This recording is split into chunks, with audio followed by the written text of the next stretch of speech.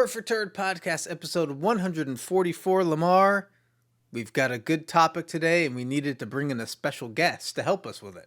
From the Salty Nerd Podcast, Mr. Matthew Kadish. Did I say that right? Nope, but that's okay. No one ever does. No, I gotta say it right because I don't want you to tag me. It's a umlaut. It's a long A. Kadish. Kadish. Yeah. So sophisticated. Well, sir, I'm very sorry, but thank you for joining us because boy, oh boy, we have to bring in a person that is an expert in pop culture to help us talk about not just remakes, but John Carpenter remakes. The legend, the man himself has made some great films, and then they remake them. And then we question sometimes, why? Dear God, why? I love John Carpenter, and he fully supports every remake anyone wants to make of his movies because he wants the money. And you can't blame him. He has been on record of saying that as long as he gets paid, he's happy with it. So, well, the funny thing about John Carpenter is that he's always ahead of his time, especially when he was making movies. So, like a lot of his movies, when they first came out, nobody liked them, nobody cared, they were failures. But then, as time has gone on, and people have got a chance to see them on video and stuff like that, they love them, and they become classics. And by then, like, he's already, gotten all the money that he's going to get out of those movies. So he's more than happy to see Hollywood remake them so he can get a check. And I think he's even done the score on a couple of them. Yeah. So he got paid for that as well. Well, I guess that begs to question before we even talk about the remakes is, should they be remade? Do they deserve the bigger, better budget remake, or should we just leave them as these little classics that we all kind of love, cult classic types? Matt, I'm gonna let you go ahead because boy, oh God. So the question about remakes is always an interesting one, right? Because there's the purists out there who are like, don't touch it, it's perfect the way it is. Then there are the people out there who are like, oh, I never saw it because it looks old. I'd like to see a more updated version of it. And then there are the people out there who never bothered or even knew about the original, and then they get exposed to it through like the new thing. It's kind of like what the Star Wars effect, where like, a whole generation got exposed to different trilogies. And so like, you have like different factions within the fandom, depending on which trilogy is like your trilogy that you grew up on. When it comes to John Carpenter's stuff, a lot of his stuff has to do with like horror and extreme violence and stuff like that. So I don't think there's as much reverence for those things. But, he's made a couple very classic movies off the top of my head. The Thing, one of the best movies ever made. Big Trouble in Little China. They Live. Like he's just made so many iconic movies that like Halloween, of course. And that's been remade how many times, and like how many sequels did they screw that up with, So, I mean, like, he has a very interesting kind of filmography. And I think that depending on the people doing the remakes, you could do a really good remake. Like I know, for instance, with Big Trouble in Little China, if anyone tried to remake that, it just wouldn't do well. But The Rock is trying to do a sequel to it with Kurt Russell and stuff like that. So there might be room to like expand upon these things. Like we're going to talk about the early 2000s version of The Thing, 2011, I think it was, which is technically a prequel to John Carpenter's The Thing, but a lot of people consider it a remake in a way, even though it's not really a remake. So there are ways that you can extend these movies that John Carpenter is like really well known for, and kind of like, leave the original alone. But then there are the ones like The Fog, where like you just remake it and it's just terrible, So my personal belief here is that as long as the people who are doing the remake are, number one, talented, and number two, respectful to the source material, I wouldn't mind seeing some of John Carpenter's stuff remade, especially some of his stuff that maybe doesn't get enough attention. But by and large, I'm more in favor of the, sequel, method, where basically they take the original, leave that as its own thing, and then expand upon it. Lamar, okay. So I was watching through these movies, and what I noticed, and let me try to remember it, is three things. Either one, it shouldn't be remade. Two, it explains things that we didn't really ask about, so it kind of takes away the mystery and our own imagination. And then three, it's just like, did anybody care or anything like that. For example, The Fog, because you mentioned The Fog. The guy from what was it, Smallville, and then the Tom girl Welling. from Lost. Yeah. Yeah. When I see them in that movie, I just feel like they're too preppy for that role. And then you're watching it and you're just like, you don't believe it. So it's just kind of like, this is cute, but it doesn't have the same feeling as in, like, I think, yeah, it was like in the 70s and almost the 80s. And it's like that suspense feeling. So it just kind of feels too kiddish to me. So for me, it's one of those things where it's like, well, I mean, you can remake it, but was anybody like, oh my gosh, we want to see The Fog again? It doesn't have the same feeling. So that's just an example of how I feel with the remake. So those are the three things I feel like with especially John Carpenter stuff. Like you said, he was ahead of his time. People don't appreciate The Thing until now. And yeah, that's one of the craziest things where it's like, oh, we're going to do a prequel to explain everything. It's like, just, that's the biggest offense with the Halloween movies for me. Like the Rob Zombie one, like he tried to explain like everything about his life. It was almost like here's how he got there, and it's like, yeah, we didn't really need to know that. Honestly, it was fine the way it was. No suspense, anything. So and the latest one that came after the Rob Zombie attempted reboot is technically a sequel to Halloween. So like, they're doing the whole like expanding upon, like they just kind of ignored Halloween 2 through like whatever, and just said, okay, the only canonical one is the first one from John Carpenter, and our movie takes place, after that one. I think that was kind of the appropriate way to go, even though I've enjoyed those Halloween remakes. I don't think that they're very good still. I mean, they're better than the original sequels. I'll give them that much. Yeah. I thought that the Rob Zombie remake, the first one, had a little bit of an interesting take to it. But then like the sequel to that one wasn't very good either. Yeah. So it's one of these interesting things because John Carpenter, he's an auteur, right? He's a director, he's a filmmaker, he's a visionary. When you watch a John Carpenter movie, you're watching a John Carpenter movie. And that's because he's very atmospheric. He takes his time. Like a lot of people criticize his movies for being very slow. But at the same time, like that's kind of like his style, is like he likes to linger on stuff. He likes to allow you time to kind of get to know like what's happening and who the characters are and stuff like that. And then when stuff does actually start happening, it's much more impactful. I think like his earlier movies were like kind of like, more of that nature. Like for instance, the original Fog. That movie is very slow.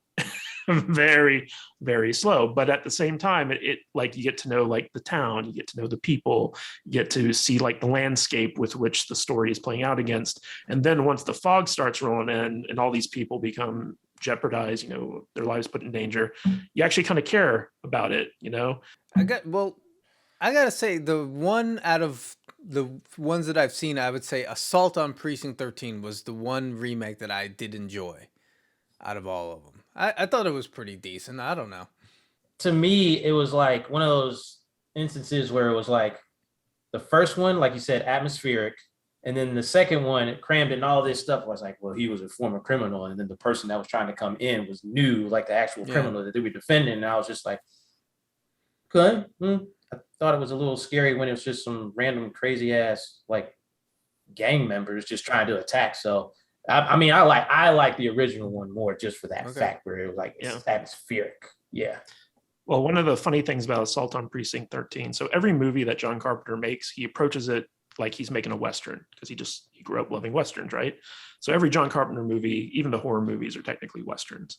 And with Assault on Precinct 13, it's basically the Alamo.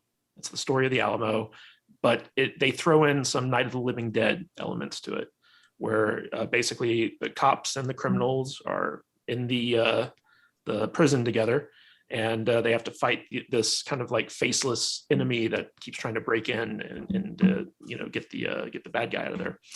So it's an interesting premise. And the original movie, I actually found, like, I watched it a lot when I was a teenager and kind of like studying movies and stuff like that. And I actually found it to be kind of like dull in a lot of ways.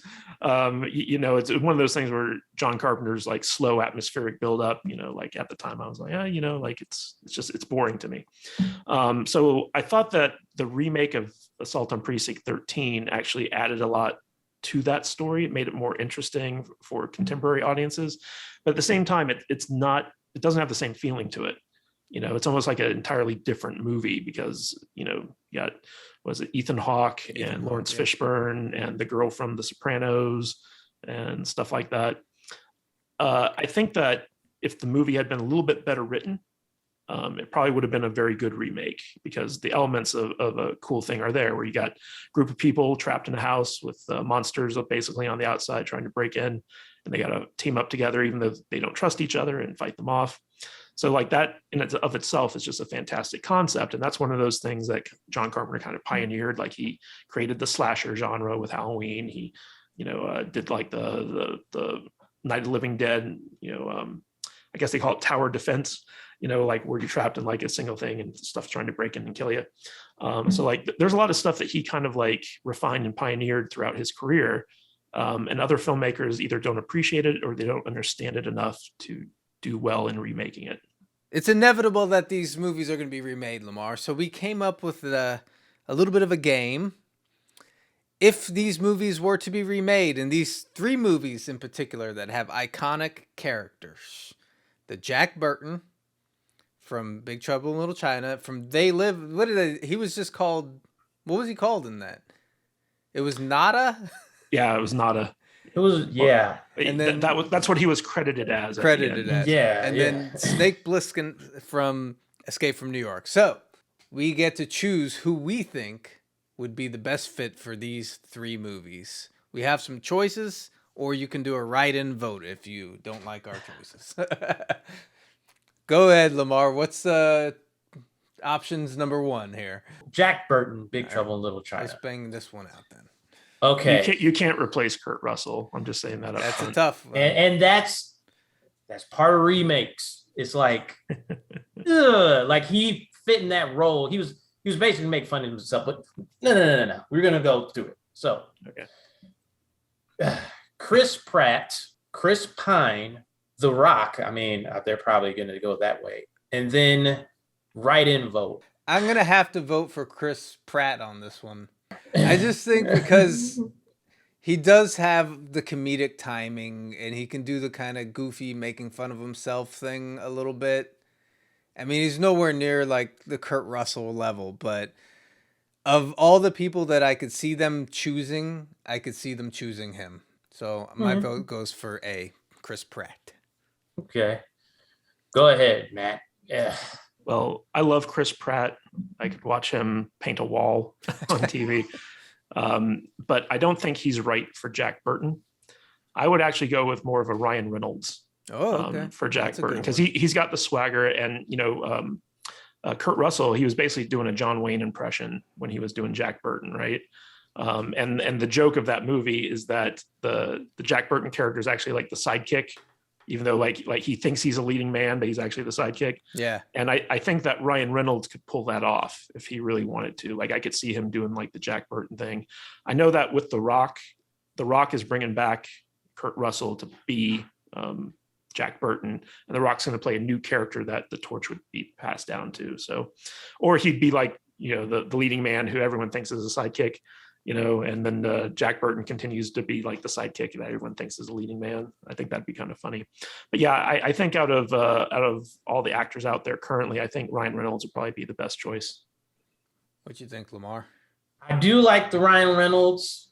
And then I think for me, it's a tie, because it's crazy that you said between, I wasn't even thinking of Ryan Reynolds, but that would be a good, I think Chris Pratt would choose it. But the thing is, it's like the only way I'm being like apprehensible to it is just that I feel like Chris Pratt is in dang near so much stuff. And it's like, I would probably go a little bit more with Ryan Reynolds, but I do think Chris Pratt would bring something interesting to the role. So if they ever make it, I mean, we won't be happy because they'll probably do it with The Rock anyway. But that would be my vote. So yeah. Right. Yeah. I would actually, because Ryan Reynolds never came to my mind, I would swing my vote to Ryan Reynolds. I could see him doing that. Yeah. Cool. All right. We'll move on to Nada from They Live. Who are our choices here? Okay, this first one, this is you put down Keanu Reeves for the first choice.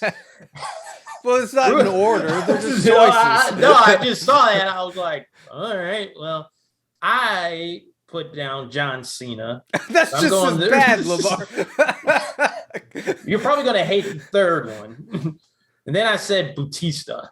Like, those are the ones I added. But let's just go all and choose who we think. Because I went the wrestler route. Okay. That's what I did. Yeah. Well, go ahead, Matt. Start us off. You're obviously gonna need a write-in ballot. Yeah. So first of all, I want to say that it's very hard to replace Rowdy Roddy Piper. Yeah. Because he basically came into this role. It was like his first real acting gig, I think, and he owned it. I'm here to kick ass and chew bubble gum, and I'm all out of bubble gum.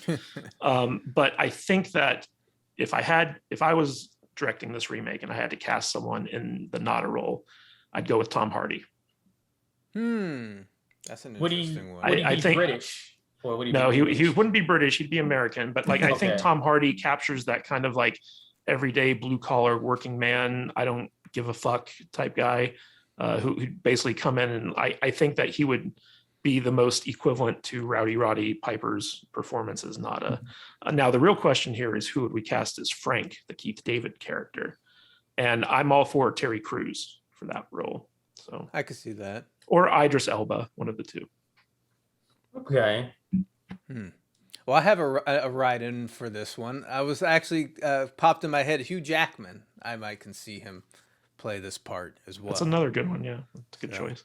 Mm-hmm. What do you think, Lamar? Just to piss people off, let's put a good old John Cena in there. just one. I mean, I like him in Peacemaker, but that's like the only thing I like him in ever. Like, I can't think of anything else, but just I don't know. Give John Cena a chance. He was so great in what was it, Fast 10, 9? But I don't even know. What about the Marine? F9, yeah. No, I actually like John Cena a lot. Like, I think he's a fun guy, but I think that he's better when he's able to play more comedic as opposed to serious. I think Nada, one of the great things about Nada, he's like the man with no name, right? He comes right into town. He doesn't really say a whole lot. He's basically Clint Eastwood. And you need an actor who knows how to like emote. So like, he doesn't have to say a whole lot. You know, he can say a lot with his reactions and his expressions and stuff. Well, the last one is Snake Plissken. And I like one of the choices here a lot. It was one of the ones that Lamar put down. Go ahead, Lamar. Okay, we have, once again, The Rock, because The Rock. John Bernthal, and then Idris Elba. Who do we have? Or do we have some write-ins? So when you guys told me that you were going to be recasting Snake Plissken, my mind instantly went to John Bernthal. I was like, he would make a great Snake Plissken. Like, he just, you know, when you look at his Punisher portrayal, like it's like, yeah, that's basically Snake, you know, except not as moody. Yeah. Yeah, that's very true. Yeah, very much. But he'd make a perfect Snake Plissken if you were going to recast him. Because basically, you know, when Kurt Russell did Big Trouble in Little China, he was doing a John Wayne impression. When he did Escape from New York, he was doing a Clint Eastwood impression. And so, like, you need someone that's got like the Eastwood kind of swagger to him. I think Bernthal perfectly encapsulates that. I agree. That was one Lamar put down, and when I saw it, I didn't think of him, and when I saw it, I was like, yeah, that's the guy. So totally. For me, this is self-serving because they announced, even though it's going to be terrible, because they cast Oscar, what's his face from Star Wars, Oscar Isaacs, for playing Solid Snake. And my first choice was going to be John Bernthal because Snake Plissken is the basis of Solid Snake, but they're going to choose a 5'9" little man to be, you know, Solid Snake. So I'm like, well, if they can't give me the Solid Snake I want, I'm going to choose John Bernthal for Snake Plissken. So that's why I put him down. So yeah, I think he would be awesome. He has that gruff to him. Yeah. Like you said, the Punisher was great. I've always liked him and a lot of the stuff he's done. So yeah, he would be an awesome Snake Plissken in my opinion. So yeah. So Yep. I think for Snake Plissken, we were across the board, John Bernthal. We more or less agreed Ryan Reynolds will be a solid Jack Burton. Our They Live Nada character is still up in the air. We have John Cena. Don't judge me. Tom Hardy was Matt's pick, and then I said Hugh Jackman would have been mine pick. Can we come to some kind of an agreement here, Lamar? Lamar, you have to be the tiebreaker because no one. I do have to be the tiebreaker. Guy, nobody likes John Cena. Nobody liked him in, well, man. So we Hugh Jackman and Tom Hardy. I will say this. Hugh Jackman is getting a little old. He is good. That's the only thing. Tom Hardy, he can still do it. Gosh. I did like Hugh Jackman as Wolverine. Tom Hardy. Gosh. Matt, I'm doing it for you. Let's just do Tom Hardy. I'm doing it for you. Because Hugh Jackman, he's still like a decent actor, but he's just getting up there. I'm gonna watch it and be like, so when are the fangs gonna come out? Like that's all I'm gonna think of when I watch They Live is Hugh Jackman. Sorry, Joe. Since you don't want to agree with my John Cena. John Cena. I'm probably the only person in the universe that thinks that anyway. But Dear God. You want Kurt Angle? How about Kurt that? Angle? You want Yeah, Kurt sure. Angle? I'd Who else actually do like we got? Kurt Angle in there better than John Cena. How well, about Triple H? Can we get Triple H in Oh there? man. I don't know. I don't know if we can buy him anymore. Oh yeah, because he is freaking rich. What about someone like Mickey Rourke? See, if this was back in the day, but he's like old now. Like I saw, because he keeps on redoing his face. I'm just like, is that Mickey Rourke anymore? I can't even tell. But That'd have been an interesting choice at one point, though. Yeah, but once again, we started and stopped and Tangent. stopped and started like Yeah. that. Anyways, thanks Matt from the Salty Nerd Podcast for coming on. Check out the Thanks Salty for Nerd having me. Podcast. Appreciate it. It's always good being here. Deuces. Thank you, sir. Yes.